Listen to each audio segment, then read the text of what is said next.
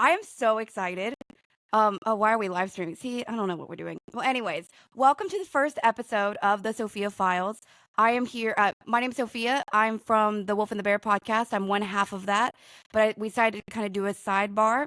And then this is Miss Melissa and Miss Ariel, and I'm so excited because I'm going to have a couple colleagues that are with me whenever they can make it, honestly. And I feel very excited because we all have one thing very much in common, which is that we are intuitive, we're gifted, we have mediumship capabilities, and we are very much trying our best to situate ourselves with no ego if we can.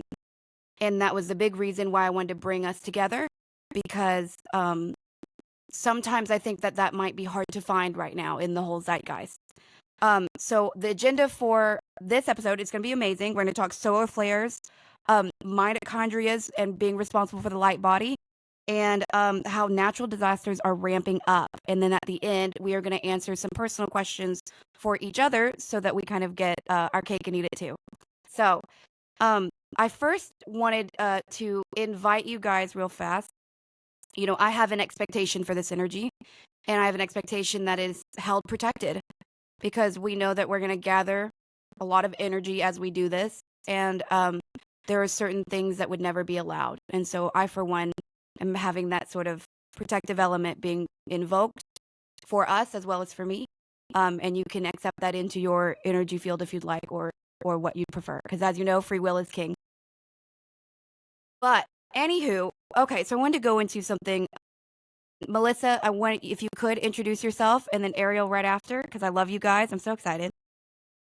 Yes, my name is Melissa, and I've had some psychic abilities throughout my life, and just recently started to understand them and to use them. So happy to be here. I'm Ariel, and I met Sophia just a few short months ago. So I feel like I've always felt a little different, but isn't really sure why. So we've just been kind of exploring that, and it's been awesome. Well, and at the crux of this all is, you know, Sophia is, in my perspective now, as I've learned more about it, it's more of a title. It's not as much a name. I'm not trying to name this after me, though it does work out. But more than anything, there is something that would be referred to as the Sophianic code. And it is in high alignment with the Gnostic idea of the Christic code. So that is sort of outside of the religious doctrines. We're not going to go quite into that, although there is some reality with the Gnostic text. But I wanted this to be a place of wisdom. Of, you know, in the other podcast I have, The Wolf and the Bear, we always say love first, wisdom second. And so while we do want to uphold that here, what we are going to be doing is actually removing a lot of our opinions and our feelings, and actually going to the root of our guide systems, our guideship. Because as we three know, when we do readings, we do not have the tools or the knowledge to be able to help these people just off of our dome. It's just not happening. So we have to touch base with something that's much greater, something that is of an ultimate wisdom. And in some ways, I would want to consider that almost us accessing the Sophia Files. So that's the agenda. All right. So, Ariel, I know when we were, before we started shooting, she was like, I don't really keep up with current events. I don't know what I want to talk about. And I said, that's going to make you perfect, because no matter what we talk about, you're going to really be ripping off your channeled energy. I'm going to try to put my consciousness in my feet a little bit, because I'm a little bit excited. I'm a little bit out of my body, which is both good and bad for these kind of things. Sometimes channeling, I need to be, you know, more in the they said more in the rear, but they mean in the rear of the mind. All right, cool.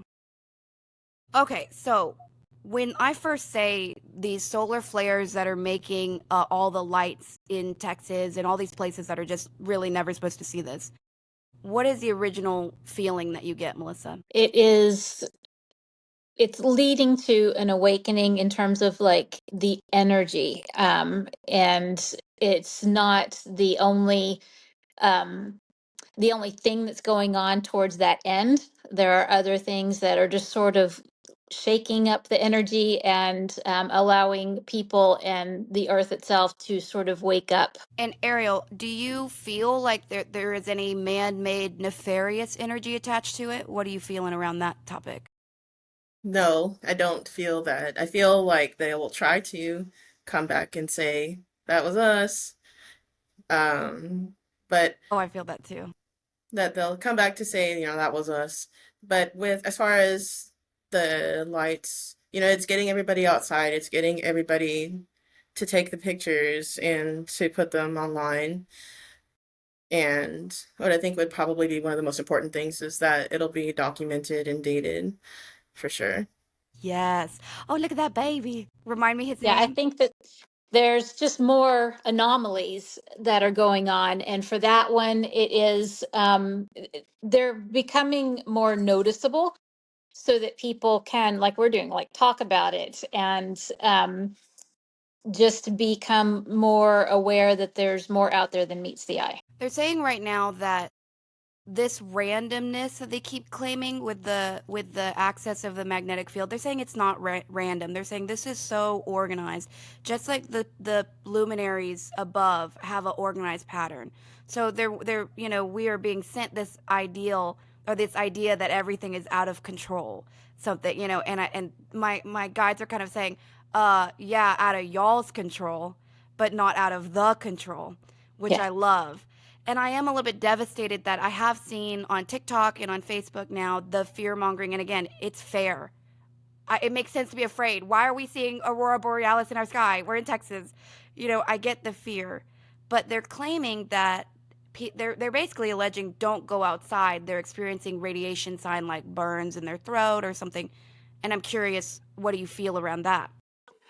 I feel like it'd be like I a sunburn, like going outside and getting a sunburn. Yeah. So I think that, this is pulling from my own knowledge, but also in line with what I'm being told, is that you can think yourself into a situation. And so Mm, they are assuming that they're going to have this and they want to have something to draw light to them. You know what I mean? That it is mm. um, something that it could be just what they're hearing is making them feel like they're having this response. There is more radiation in around us, but this is not the first time we've had this. This is not new for us at all. So, um, I yeah, just got a little I bit think of a tingle on something. I'm very curious if Melissa, I don't know why, but they're directing this at you. Um, do you believe there's a potential that there is a mix? Like, I don't know what I'm feeling, and I wouldn't swear on it, but they kind of showed me that the emitter towers they're trying to back in this. They're like, oh, go outside because that's beautiful. And it's almost like they're trying to invert that experience through what they're doing with the towers. Is that something, or is that just completely a non-issue? yeah, that is happening. I don't think that I I keep saying I because I'm a little bit in and out. That's okay. That's okay.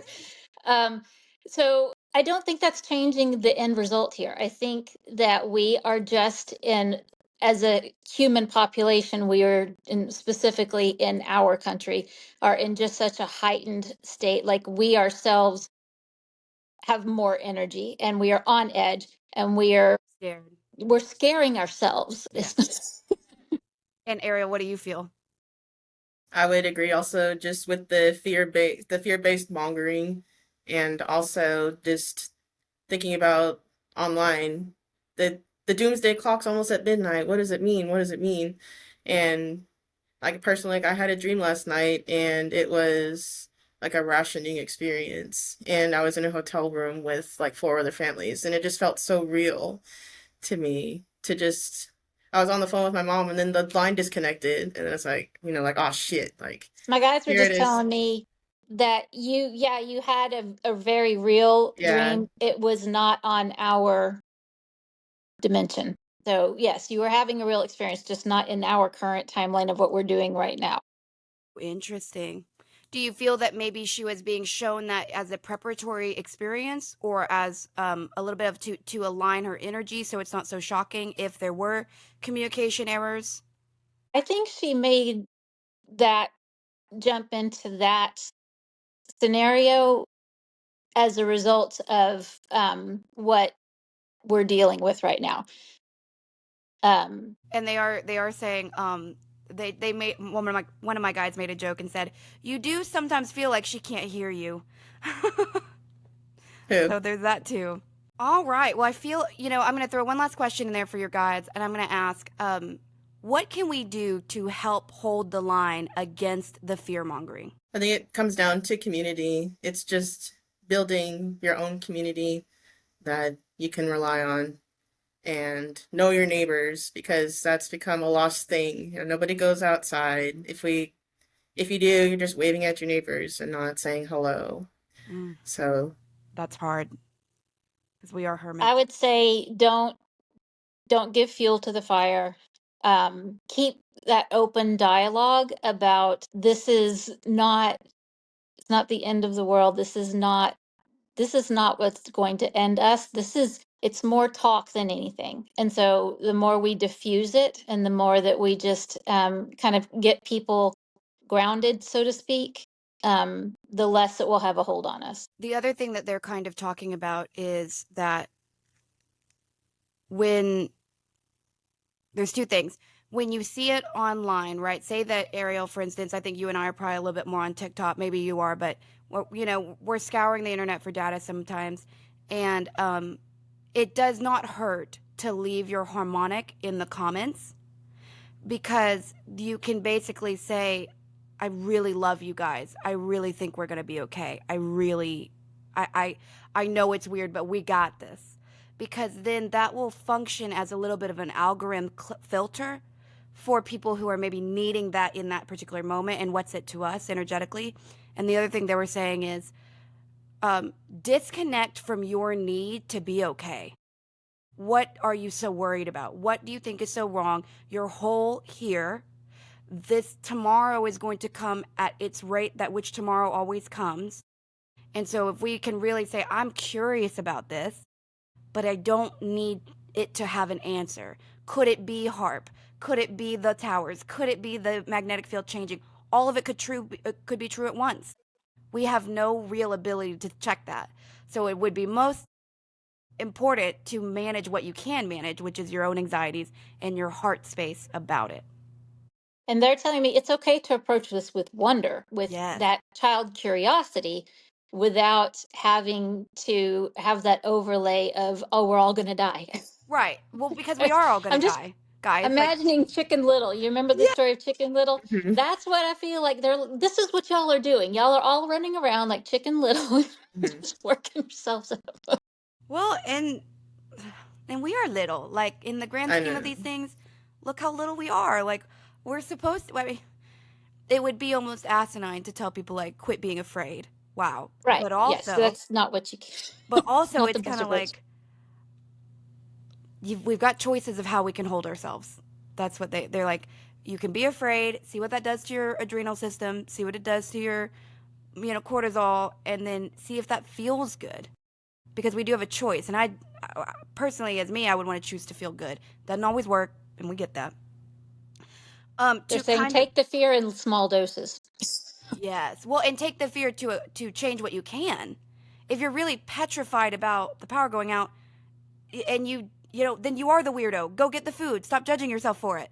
Like, get the generator. If that's going to bring you peace, now recognize that can be a black hole of insatiability, because peace is not something you can achieve from the outside coming towards you. And preparedness will take you down a rabbit hole as well. Yeah.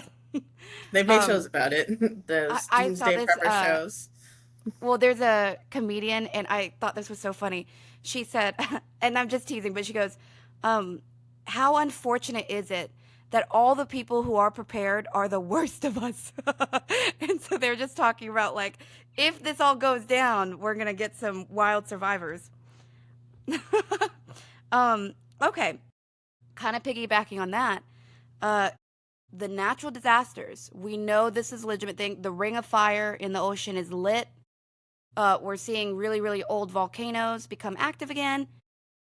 Of course, when they just said the rumbles in the water, we're going to see that manifest on land. So what do we kind of feel is in store? Let's just argue for the next 6 months. What do we feel around that? The first thing I felt was travel is going to be limited at the beginning of the next year, just because I think we're going to continue to see some airplane instability. But I think that's a two-pronged thing. I think it's intended to kind of get us all settled in to where we are. But I also do feel that there is some very real they just said instruments issues.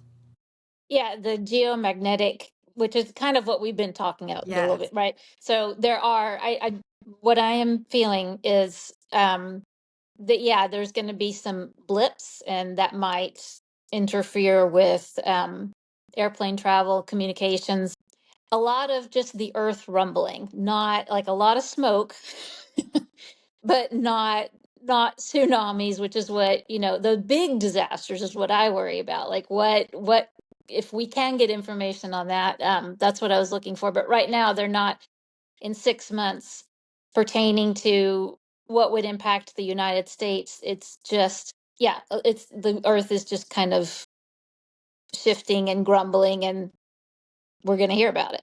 We're going to hear about the earthquakes. I feel like they're like the parts of the earth are popping its neck. Right. That's how I feel too. Yeah. Getting ready to stretch your legs. That's what it feels like. So yeah, definitely still like earthquakes. We've been having them like pretty consistently, not here where I am, but just in general. But nothing that has been like front page newsworthy, right? Mm-hmm. That's what we're going to keep seeing. For some reason, go for it, please. I was going to say, I think too, how we've been discussing with our hands and feet as being portals.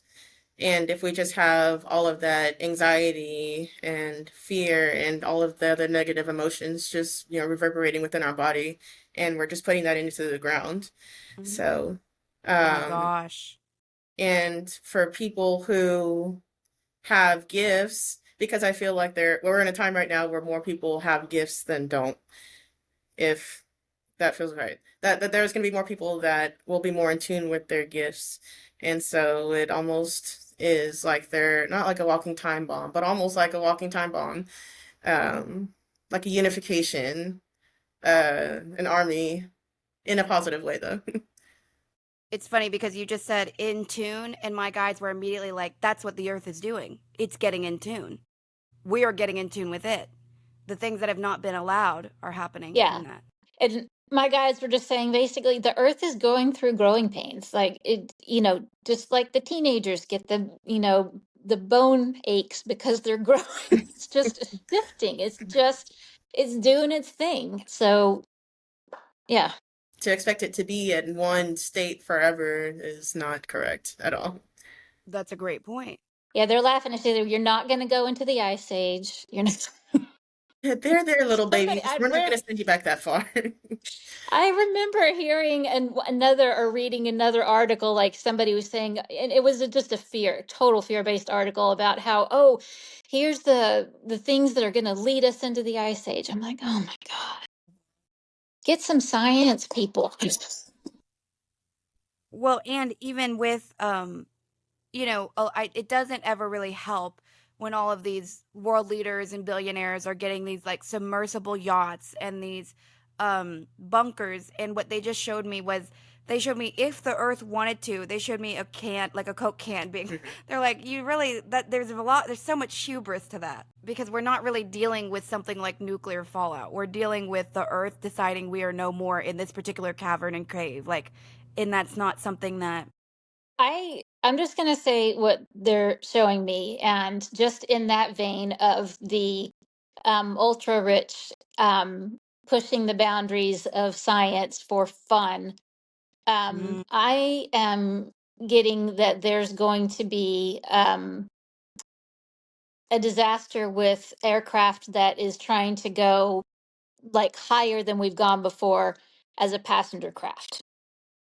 That's not going to go well. It's going to be one instance, and there might be like 6 people on board, but it's going to go very badly, and it's going to be the ultra rich crowd that's in that, So, but again, just remember that submarine with the 3 billionaires and right. the sun?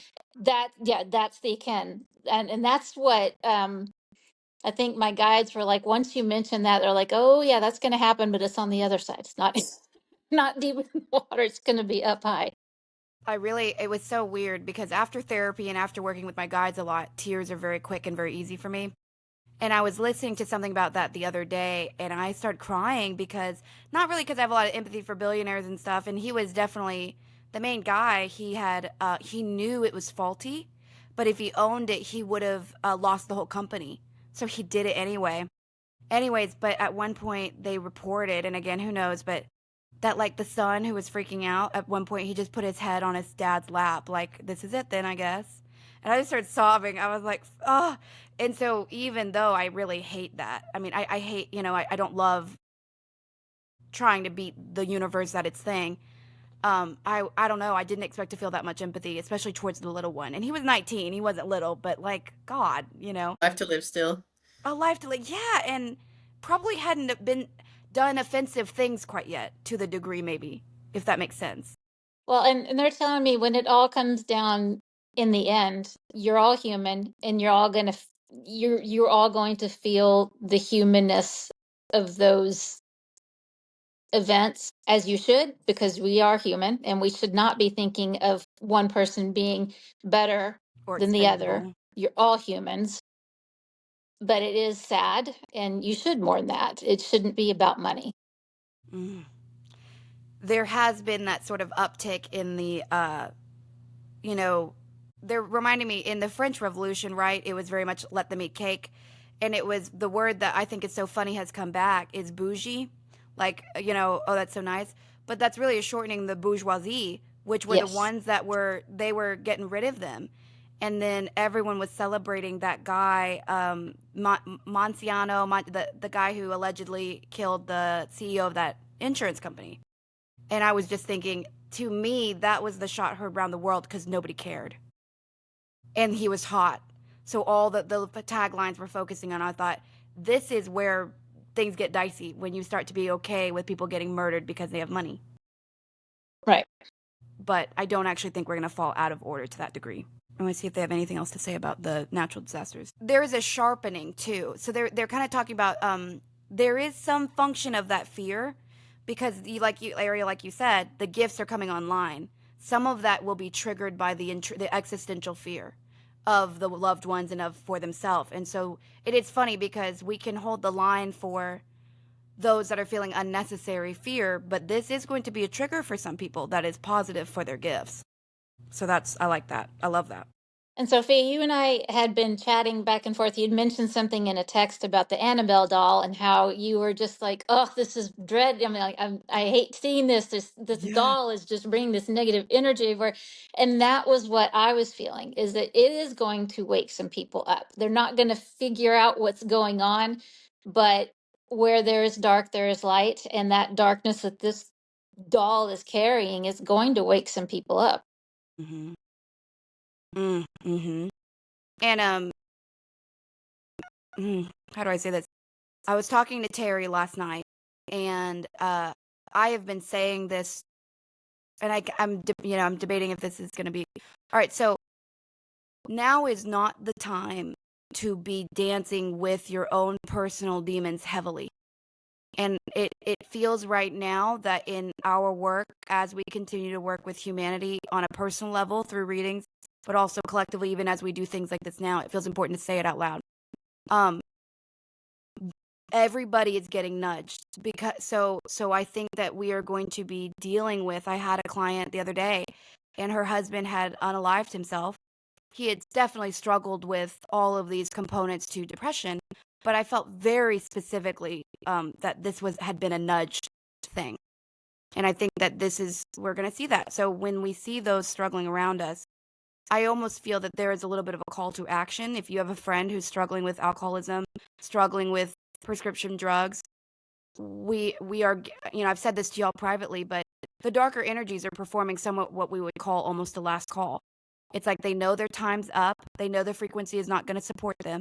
So they're trying to get as much into their go bag as they can. And the ones that are going to experience that pull are those that are fighting these mentally distorting activities that then, as well as really toxic relationships. That's really being pulled on right now. It's like, if you're in your worth is going to be the first thing they target. So please help those around you if you feel it or you see it, that they're starting to have really self-esteem, dark worth issues, because please understand they're being handheld sometimes.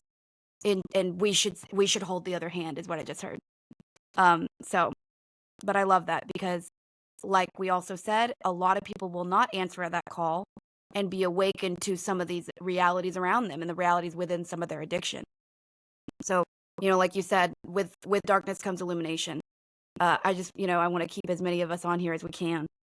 All right, and this one's gonna be weird. You're gonna I'm so excited because this is so strange. But all right, so I want you guys, and I don't know how I feel yet. I think I have an idea about it. But there's an allegation. Remember in school how we always learned the mitochondria is the powerhouse of the cell? But I was listening to something the other day, and they were talking about basically that there is a high copper content, or there is a higher copper content in some people's mitochondria as opposed to others.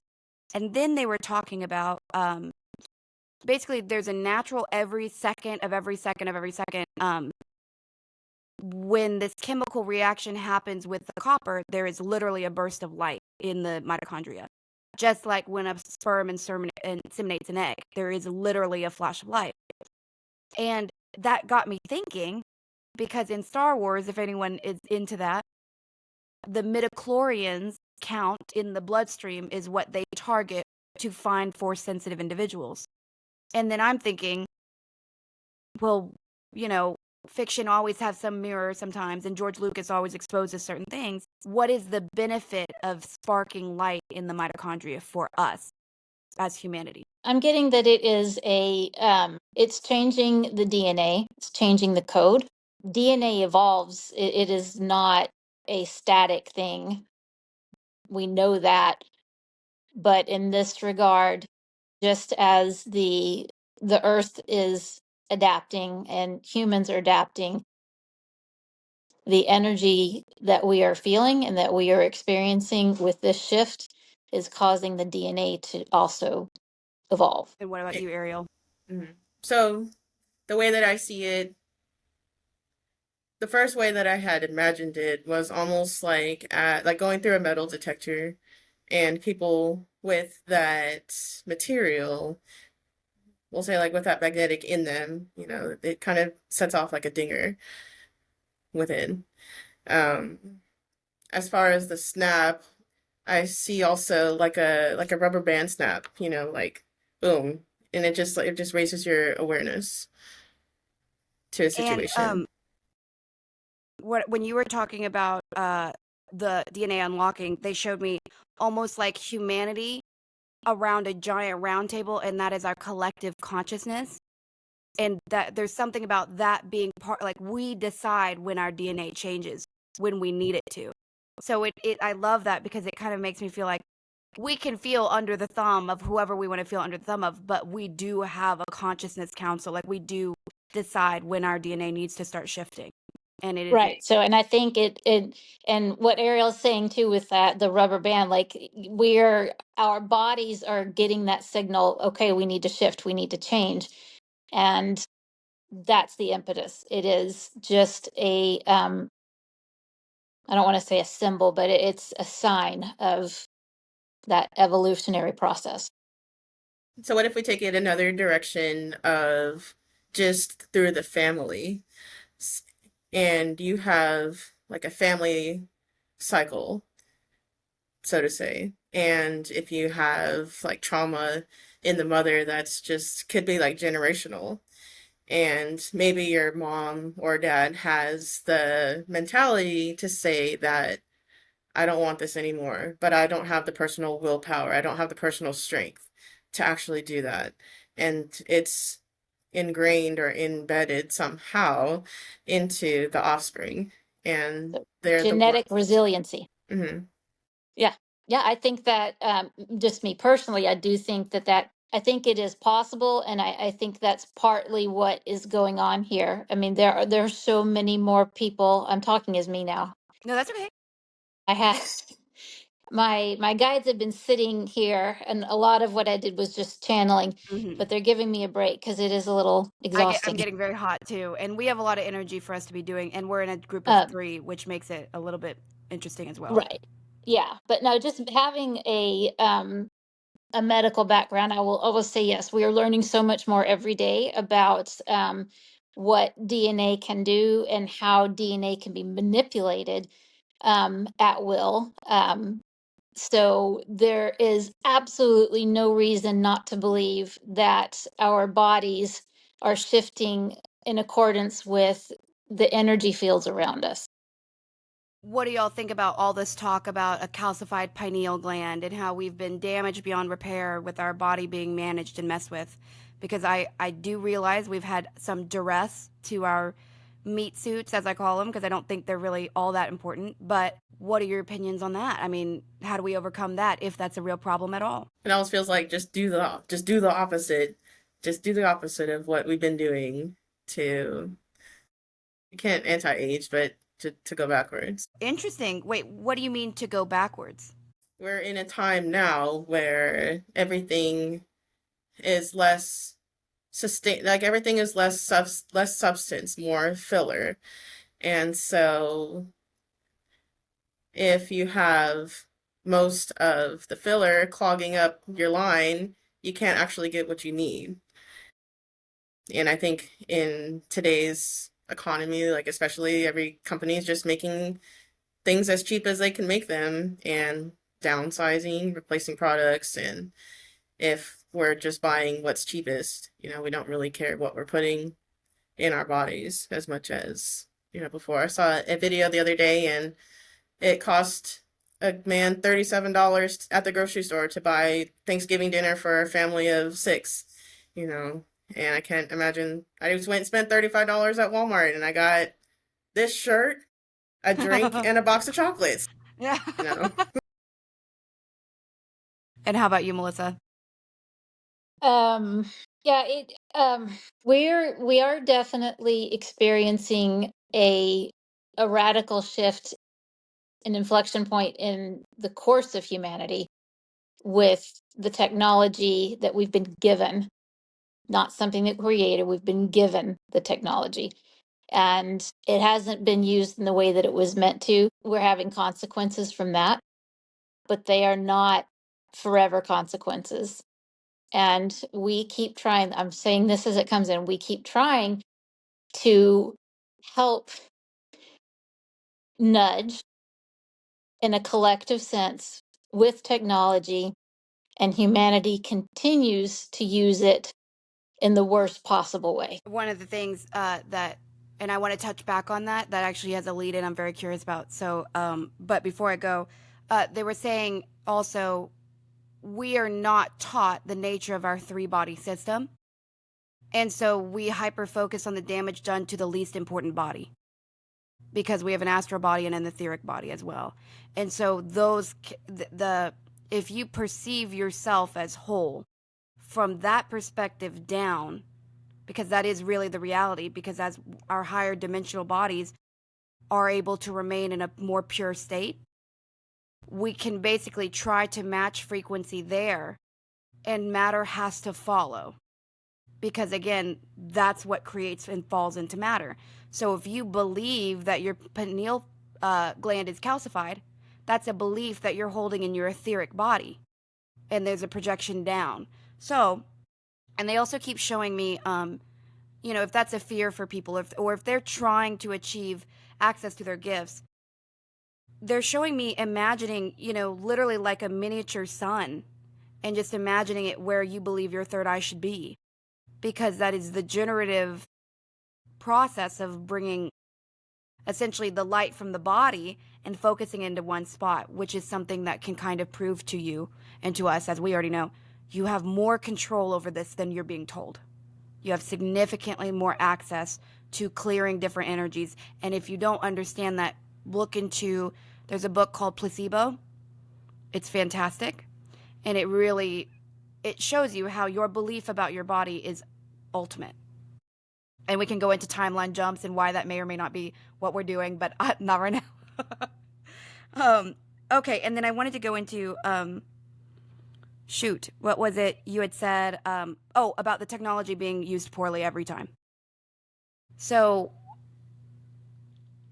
on my this is in one of the episodes of The Wolf and the Bear, but on my mentor's land, there is literally present there right now a pocket universe, because there are those of us, whether they are human, whether they are fae. There's a lot of fae pocket universes that we're hidden from us. So there's a lot of energies, races, energies, whatever you want to call them, creatures. I heard, but in a very lovely way. They're like the creature, like wonders, creatures of wonder, that are waiting for our frequency to release. And they're like, we're right here. Like, we're just keeping ourselves safe because you guys keep doing crazy stuff. But we love you. We're going to, like, there will come a time where we will continue to converse energetically. It just had to be on hold because, like what you just said, we keep doing some wild stuff. Awesome, awesome. Humanity has been there in the past. It has lived in accordance with the Fae and the magical creatures that you really don't believe now. You've lived with them in the past as humanity. We're not sure that you're going to get back there as a community, but yes, they exist. Many, many, many worlds exist around you that you don't get to see, that are right in front of you. And I just heard as well, don't be afraid to create your own. We have the right to, like the pocket community that's on Terry's land. They were massacred and they chose to become discarnate, but discarnate in their own reality, and have that sort of be their protective element because they are of those with the memory to do so, is what I just heard. But that also makes me feel really happy because, some of us will be travelers, is what they just said. I don't know if that's going to be on my timeline, but it feels very much like that will be, descendants of ours. All right. Yeah, I agree. Descendants, not us, Nope, but unfortunately. it's the next wave of the Indigo children. Yeah. All right. So, as far as moving kind of into our personal questions, I loved Ariel. Go ahead and ask your question. So the more that I've come into the world, there are tons of social media out there, Facebook pages and groups dedicated to like psychic mediumship, and tons of TikTok lives of psychics online, and just kind of wondering how do you tell, because I believe if a lot of people are kind of in that wild state of I'm lost, I need direction, I need an answer, that's where they're going to go look, because that's where they can find that human connection. We've become so segregated from each other that we just revert to an online presence. So, in the chats, they're like, is my loved one okay? Is my boyfriend going to want to marry me? And things like that. So they're taking it out of the way that, I don't know, it's almost like taking it out of, you're taking away the anticipation or like the joy that actually comes with that moment. So is my boyfriend going to propose to me? Yes. Okay, well, I know that he's going to propose to me, rather than just, oh my God, he's proposing. So I think it's just, how do you find someone genuine versus someone that's just respectfully throwing cards around? Dang. Shots fired. Pew pew. I'm just kidding. I love it. You're right. That's a great question. Melissa? It is the challenge for humanity has always been in wanting to know everything. You come from a state of knowing everything. You come into your human body and you know nothing. And that sense of there's more makes you hungry for more. It makes you impatient, and then your current the current forces around you do continue to make you impatient. And finding someone is up to that sitter to be open because there are so many gifts that have been given to people. It is one for everybody. There are no two people that are going to have the exact same gift in the exact same way, using it the same way. So finding the person that you need takes courage for yourself. You have to go out there and you have to talk to people, thus the crux of humanity at this moment. Amen. Do your guides have anything to say about it? I think a lot of what people dismiss is their own intuition. They know what feels right, they know what feels wrong, but they question it also of what would not more or less what would society want, or what would somebody else's opinion, how does somebody else's opinion influence my own? So I think that's where people are getting lost also, is they're less considerate of what their own personal needs are and wishes, desires, and more of that of somebody else. They're showing me a couple of tools, and one of them I've definitely mentioned before, which is you can attune yourself to truth. I often say do this before you try to meet your guides, or do this before you try to meditate. But you can sit there and acknowledge, and you start with facts. So you would say, my name is Sophia Sterling. I am 30 years old. I believe I am a psychic medium. I feel very strongly about my cats. I love them. These are all things that are going to resonate with a certain frequency, a harmonic of truth. The very next thing that you encounter, if it feels jarring to your energy, there is now you have a duality. You have something to compare it to very quickly. The other thing they're showing me is, for some reason, my guides are wanting there to be significant, clearer attunement to understand where in your frequency your own questions are coming from.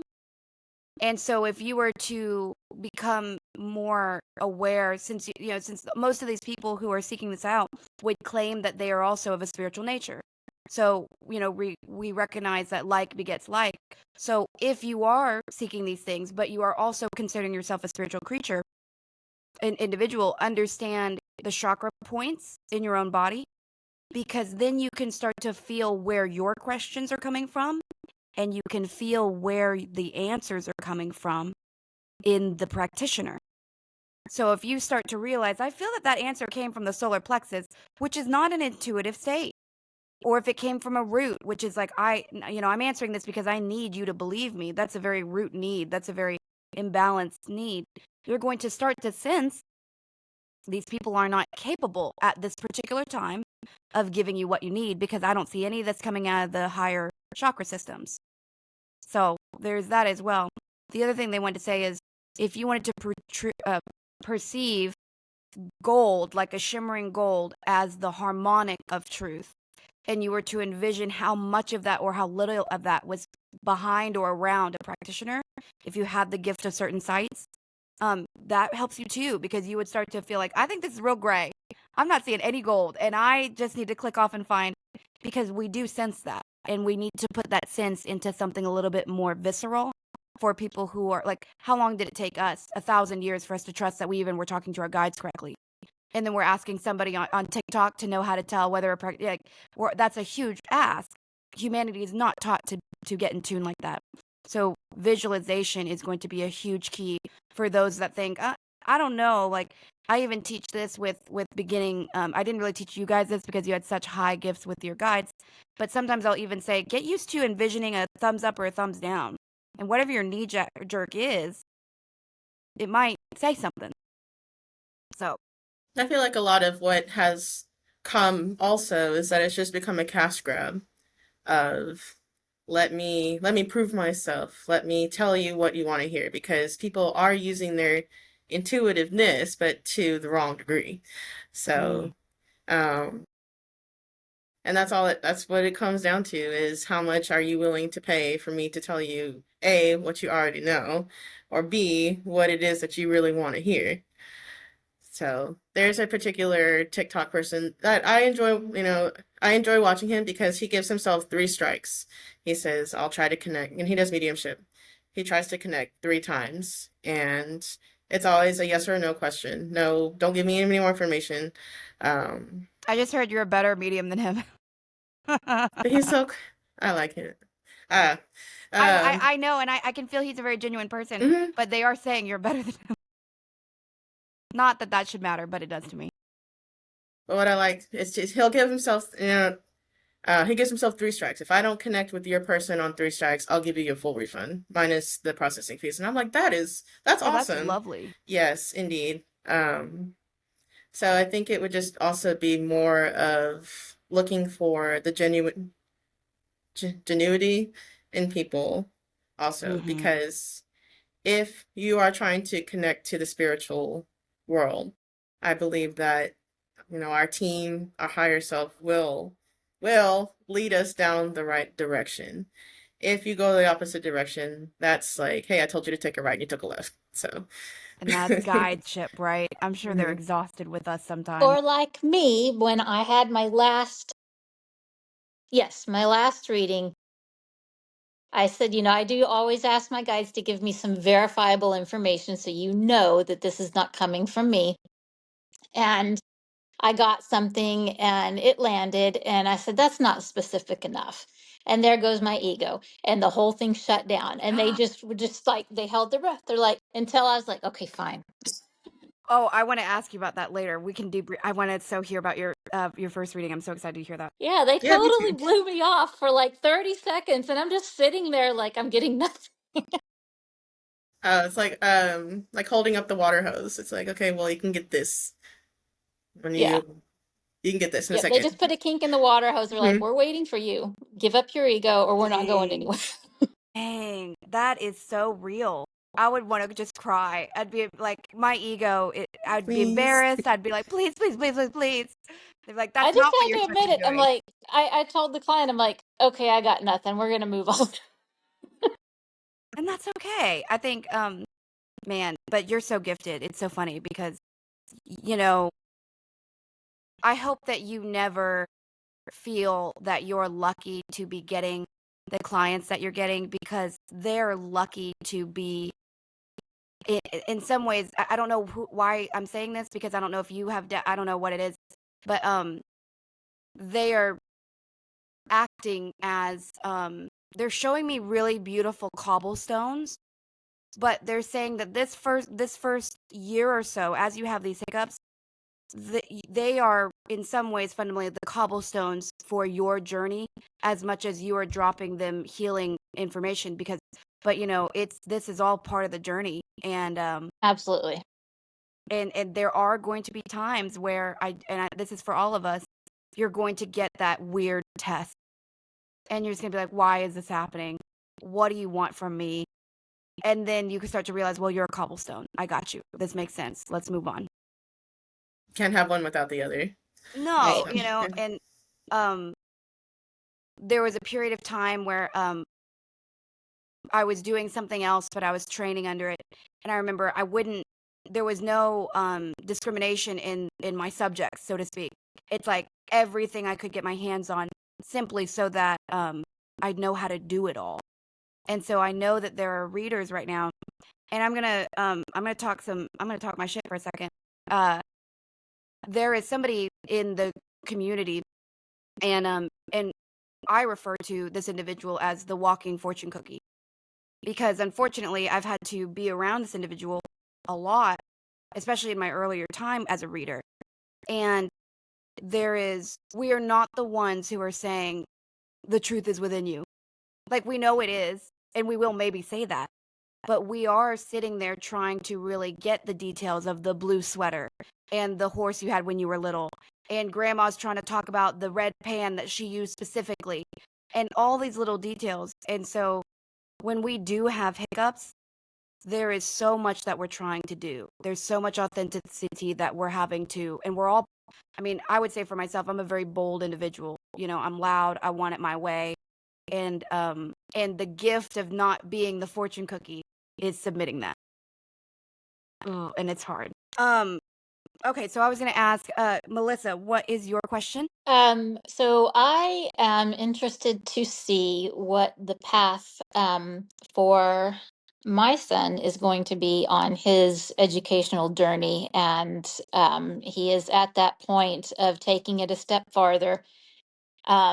And I'm just curious with finances and with getting accepted into the program he wants, how that's going to pan out. So what is his timeline around March? What does that mean? What's going on around March in this time? That would be the deadline. He gets to apply to these programs once in a year, and that would be the deadline.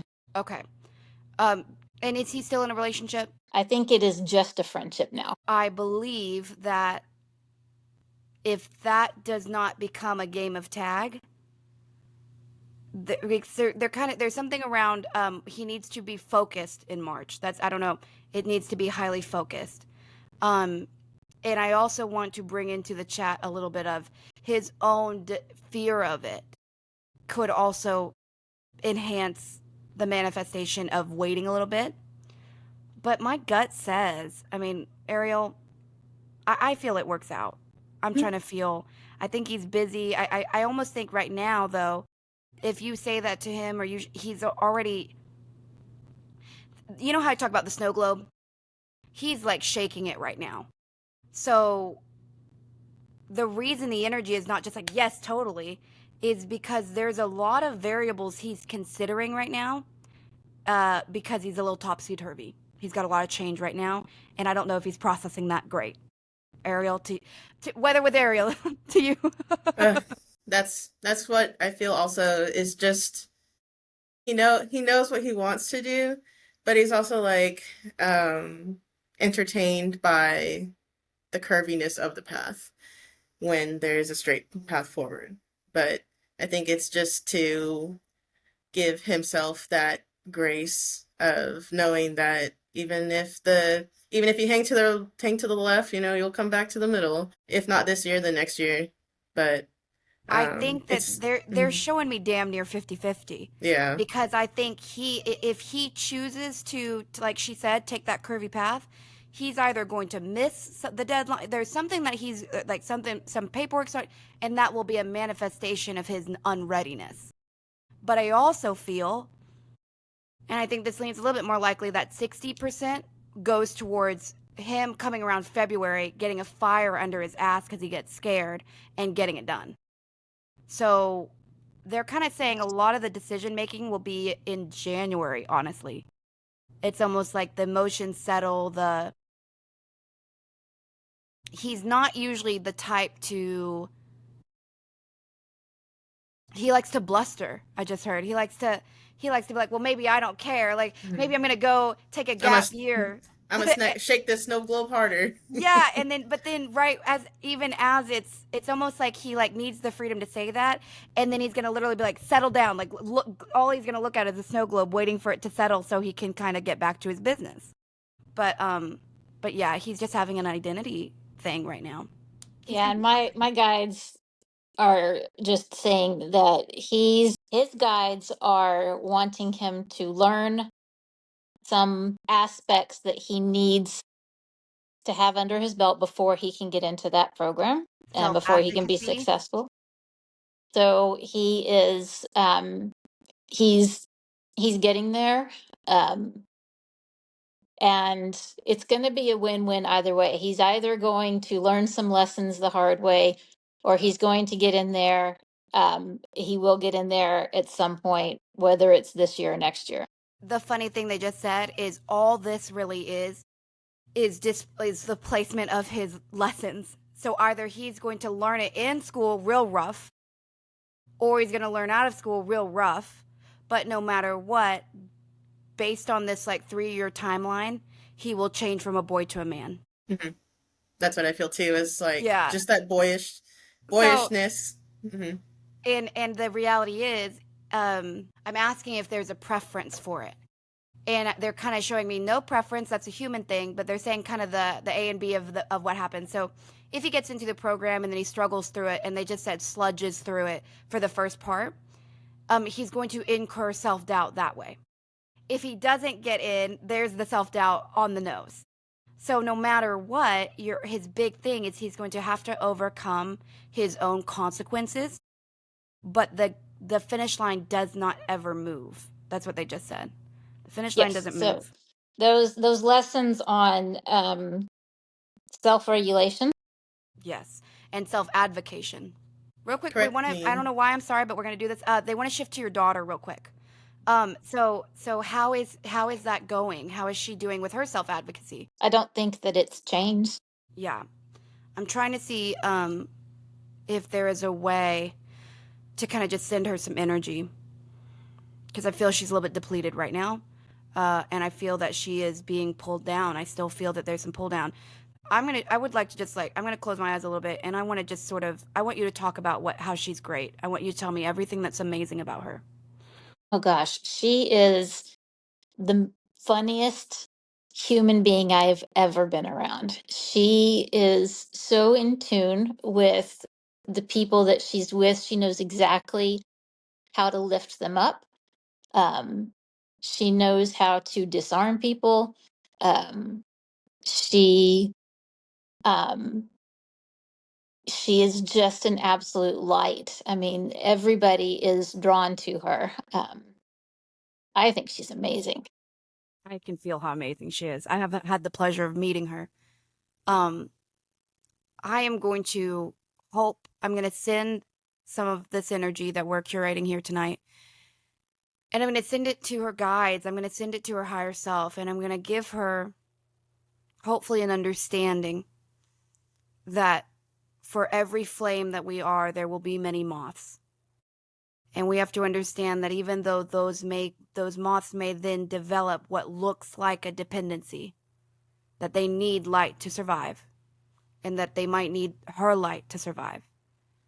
Sometimes in giving freedom from our light to them, we give them the ability to generate their own.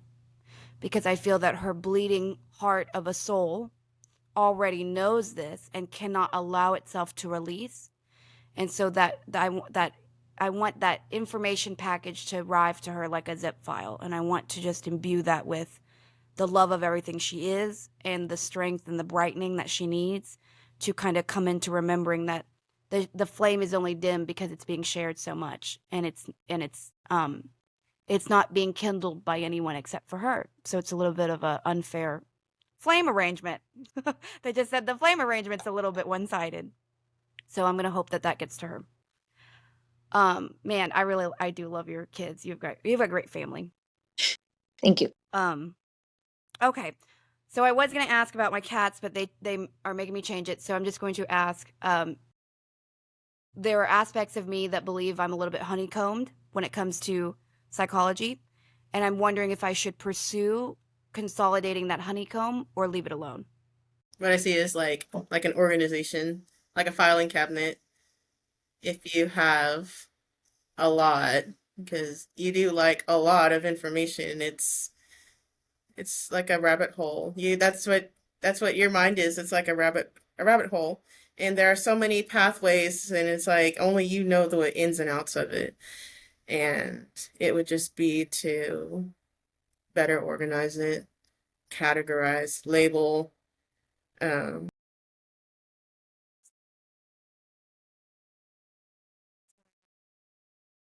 I'm getting that in consolidating, you go farther. Well, my boyfriend the other day, and again, this kind of sealed the deal for me because I do believe that I had some of my psychology fractured. So if anyone doesn't know what that is, you can look up Ramkoa or honeycombing. But my boyfriend the other day said, it's like there's three of you. And that kind of broke my heart, but I also loved him for seeing that in me. But I have I have a consolidation in the psychology of I am this individual, but there are these very strong faces to that. And so that's what I think I'm going to start therapy in January with somebody who really knows the ins and outs of that. And so I'm kind of excited, kind of nervous, but I'd already kind of decided to pull that trigger. And I just wanted to make sure that was a wise decision because the fear, of course, would be that the snow globe would be shaken up too much and then I'd lose something of myself. But I'm so glad that that's a Yeah, they're definitely giving you the go ahead because it was a bright path of consolidation. So I think that that's definitely where you should go. yay. Well, I'm so glad. Um, okay, I was gonna say okay, tell us about your first reading or your readings or anything you want to share about them that was like Yeah, challenging or so weird. in the last couple of weeks, I've just done a couple, but they have been people that already know me. And so I've still offered to do free readings in certain circumstances. People that I can trust, somebody that either knows me or can be vetted from somebody that I know. That's where I'm going with it. And so also trying just different techniques on seeing what works best to get information. Really quick, And I want to say something because they're saying it. Please remember that there are certain freedoms that come with an exchange. There's a spiritual law around this. So, while I understand the free readings, do phase that out as quickly as possible. Just because they're showing me kind of like tethers. And once there is an exchange of energy, but really money is energy, or even if it's like a favor back, but something to where that sort of cuts that for you. okay. But go ahead, sorry. So the last one that I did was it worked really well. I had a meditation technique that was working much better for me, so I felt stronger in that Can you reading. share it? It was just just being calm, sitting still, doing a meditation, doing a grounding, protecting my space, opening the portal, the session for that connection, talking to my guides ahead of the appointment to say this person, because it was an appointment, and I said, I have this person coming, please, reach out and pull those in that are most important to this client. So that sort of a thing. So it was more preparation, as opposed to just, when you're at the fair, you can do some of that preparation, but you're just kind of sitting there and waiting.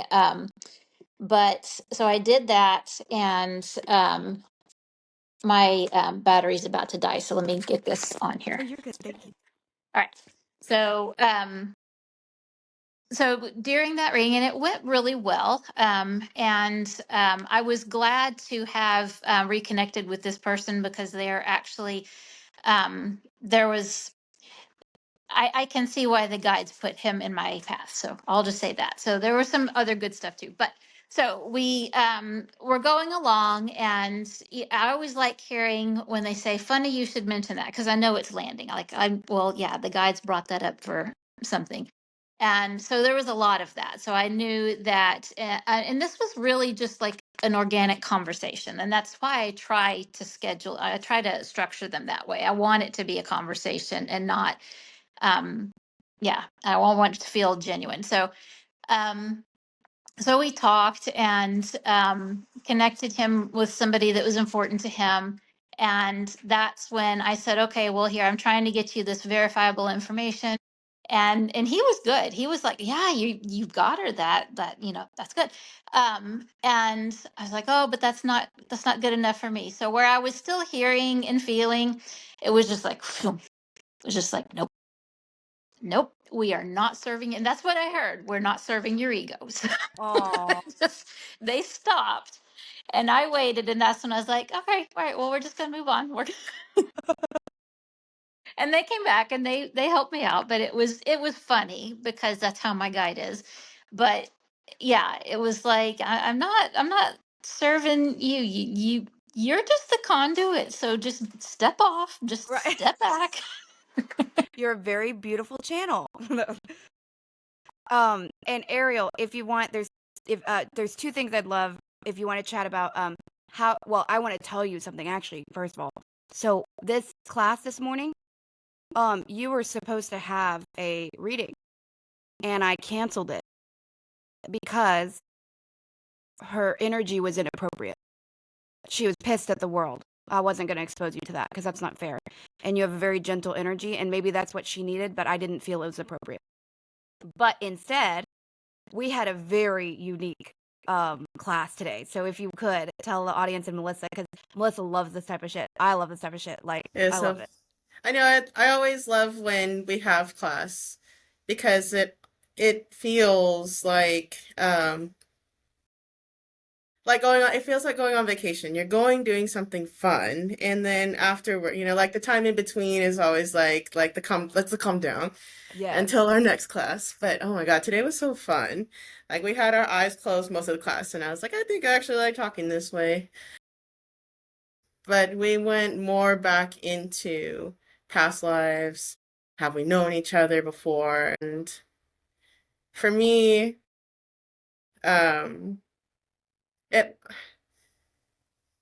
we can edit this out maybe. We'll see. But it's because growing up I used to read a lot, and so it was almost like, am I interjecting my own histories, from my own stories? But it was like a hard no. Like these are my experiences that I've had. And for me, I feel like I've always kind of been against society, like societal norms. Um, and Sophia said, well, do you think that we have known each other before? And there were probably more than not a lot of times where we were together, but the thread was too long. And we had a fun pirate adventure. Had a fun pirate adventure.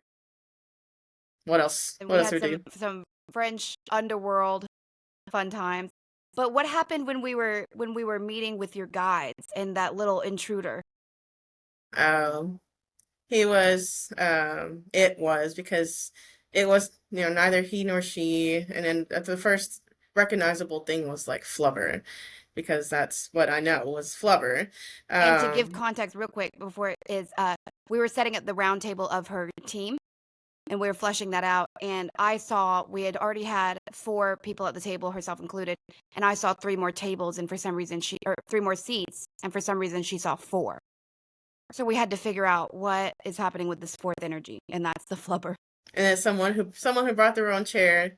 I think that it's just more of like that general curiosity. It's a new host, because that is kind of like what it turned out to be, was like a little parasitic energy of, and I guess like also like an ant. You have your little scouter ant that goes out and reports back. But we were able to quickly dispel it and say, I don't care where you go, but you can't stay here. Well, and the funny thing was, first I was very, you know me, I wasn't fucking with it, but I wanted to see what was going on. And so, it was hilarious because I said, we're going to ask it to leave.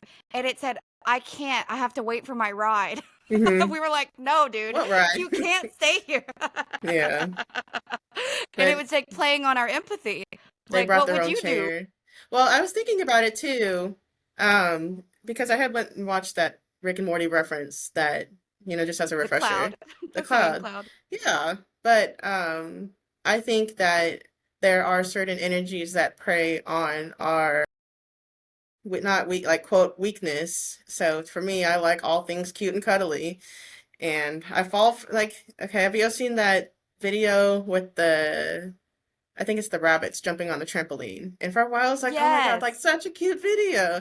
And Or then the it was foxes. AI. Oh, Yeah, whatever they were. And then it was AI. And I was like, what I the don't fuck? even Yeah. care. When it's I still got the dopamine. Fuck. Right? I'm sure there are Right? rabbits that jump on trampolines. Damn. Right? But I think just being cautious of watching what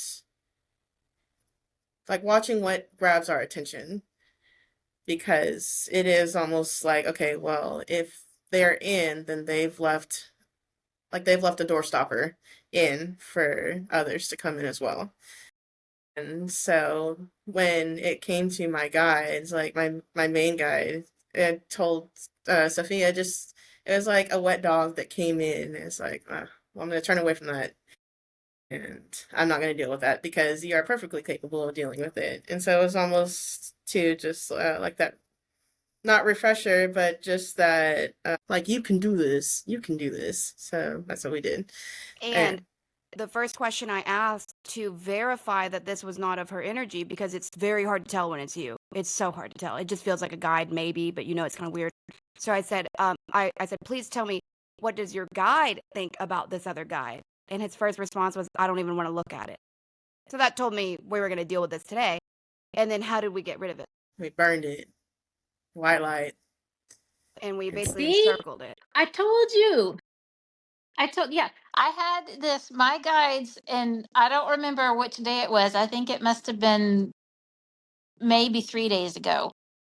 And they were showing me that is how they get rid of something. Sometimes it's not the only way, but yeah, if you encounter it, yes, encircle it with pure white light. They can't exist, and they go into a different dimension. They go. It's not like you're killing it per se, but yeah, it is. I like to use that word. We're killing it with kindness, but it's just getting rid of them in the moment. But is it Yeah. also, I don't know, I didn't think just because I have empathy that's like, okay, well, you can't have empathy for everything, because then that is, I just think back to The Incredibles when he's in there and he's getting attacked, and just those little bubbles just keep growing on him.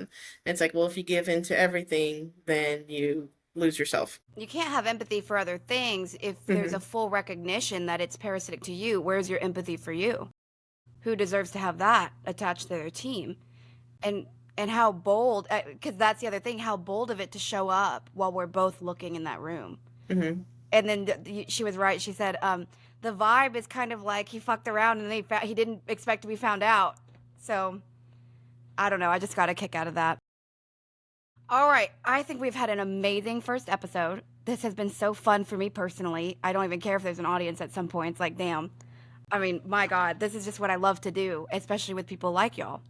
If we could have an intuitive stab in the dark at topics for next week, we may change it, we may not, but I'd love to give the audience at least a sneak peek and let the guides kind of pick what our current events will, and then we'll pick our personal questions when we get to them. I'd like to talk about skinwalkers. Yes. Yes. Love that. Ariel? Let's just add cryptids onto it. Let's just encompass cryptids as a whole. Hell yeah. And I'm picking Epstein. Hell yeah. It's a show of monsters. Let's go. Right, there you go. We're turning into the monster hunters. No, I'm just kidding. All right, guys. I love you so much. And I will see you guys next week. To the listeners, we're going to be on Spotify, YouTube, and that's about it. My editing capabilities are okay. I love you guys. I'll see you next week. At different times, it would probably be true, but I love you so much. Thank you guys for joining me. Thank you for having us. Bye-bye.